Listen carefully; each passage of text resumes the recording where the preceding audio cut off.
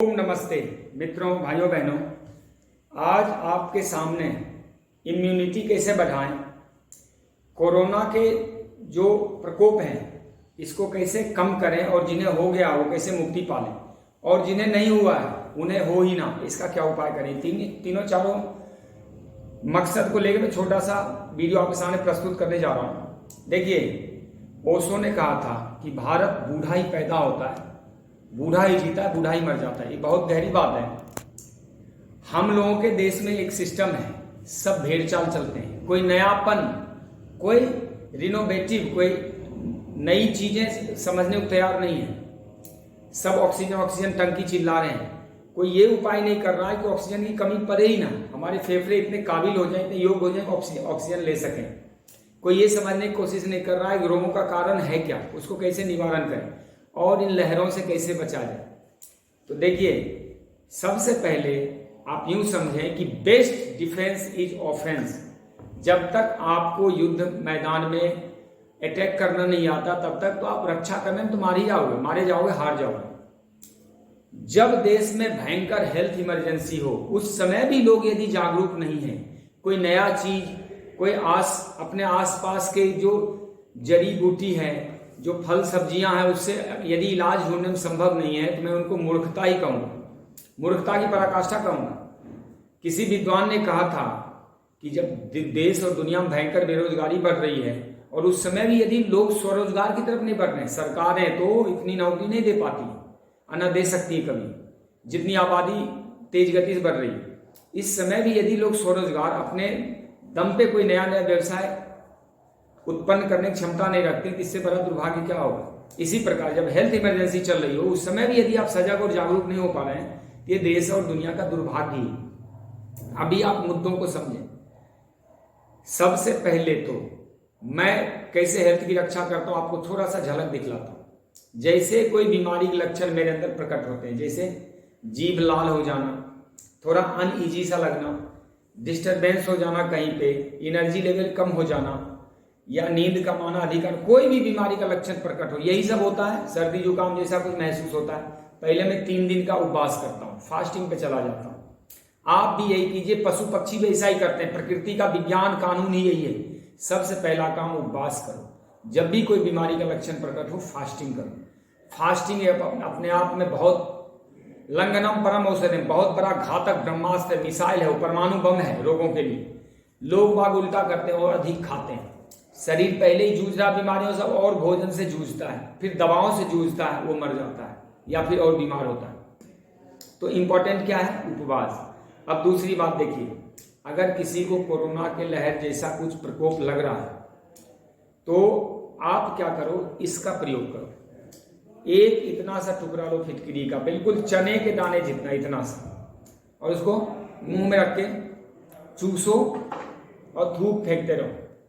5-10 minute रख लो, कुछ भाग गटक भी जाओ, अद्भुत फायदा होगा। उसके बाद क्या करो, उंगली लेके तालू को, मसूरों को, दांत को साफ करो, सफाई करते रहो। संभव हो तो सुबह सुबह उल्टी कर लिया करो, कुंजल क्रिया। नाक में तेल डाला करो रोज, और इससे नेति कर दिया करो, इसको अंदर डाल के नाक की सफाई कर दो। ये ना हो तो पालक का डंठल या चौलाई का डंठल डाल के तो नाक की सफाई करो। फिटकरी अद्भुत चीज आपके हेल्थ के लिए, अद्भुत 100 गुण है इसमें। कहीं सूजन हो, दर्द हो, स्किन प्रॉब्लम हो, घाव हो, कट लग गया हो, कहीं पायरिया हो गया, खून बह रहा हो, हर चीज में काम देता है। दांत में दर्द हो, कहीं पे जलन हो, कहीं स्किन में फैल गया हो, स्किन बर्न हो गया हो, हर जगह काम देता है। इसके कितने गुण है कि भी क्या बताऊं। बस फिटकरी का यूज करो मुंह में डाल के, या फिर गरारे कर लो, कुल्ला कर लो, तो भी काम आ जाएगा। ऑक्सीजन की कमी पड़ रही हो, ऑक्सीजन ज्यादा चेक ना करो। ये सब करने के बाद छाती और पीठ में कोई बाम रगड़ दो, कोई भी बाम ले लो जो रब कर लो थोड़ा, और उल्टा मुदा करके उसको लिटा दो, आपकी ये समस्या भी सुलझ जाएगी। जहां पेड़ पौधे आसपास ले जाओ, खासकर पीपल के वृक्ष, पीपल के वृक्ष पे साक्षात भगवान वासुदेव कृष्ण का वास, वो 24 घंटे उस पर रहते हैं। उन्होंने कहा भी गीता में, वृक्षों में पीपल हूं।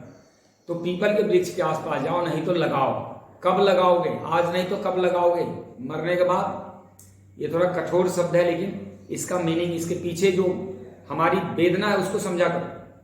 अब मैं बताता हूँ इम्यूनिटी कैसे बढ़ाएंगे आप। मैं सब तरीके बताऊंगा, करना आपको पड़ेगा।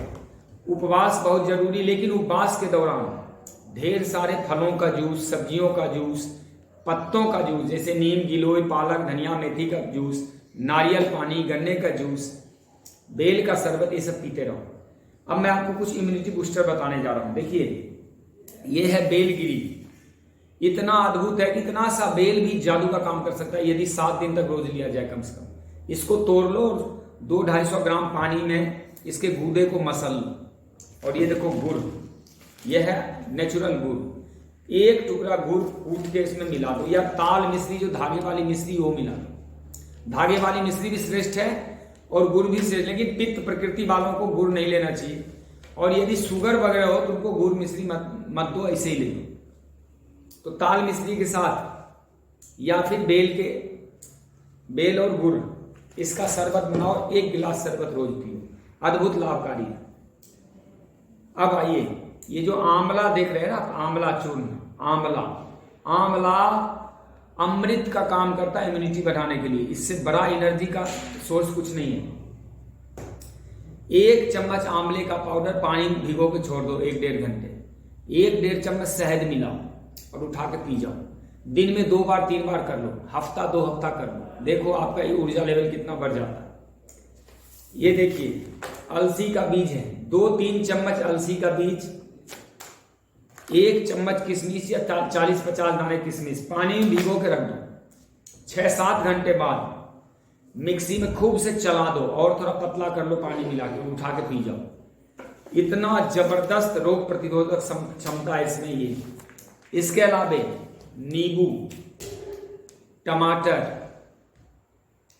पाइनएप्पल, अनार, संतरा, कीनू, आम, लीची, अंगूर, कुछ भी ले लो, सब इम्यूनिटी बूस्टर। लेकिन रोग के काल में अनाज किसी प्रकार का, दूध और दूध से बनी हुई चीजें भूल के मत खाना। रिफाइंड तेल, मैदा, चाय, बिस्कुट, ब्रेड, पापड़ी, दही, छाछ, मिठाई, लस्सी भूल के मत खाना। इन्फेक्शन बढ़ जाएगा आप और परेशान हो जाओगे।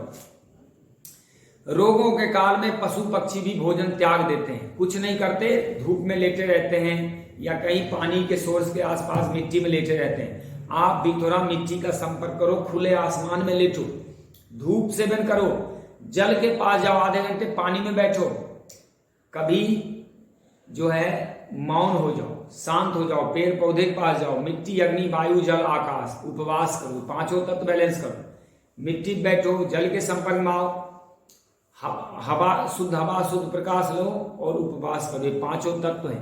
और अंतिम तत्व सबको पता है, राम नाम आधार जिन्हें, वो जल में राह बनाते हैं, जिन पर कृपा राम करे तो पत्थर भी तिर जाते हैं। सबसे बड़ा आधार, अनन्यास चिंतयन्तु माम ये जना पर्युपासते तेषां मिथ्याभियुक्तानां योगक्षेमं वहामि।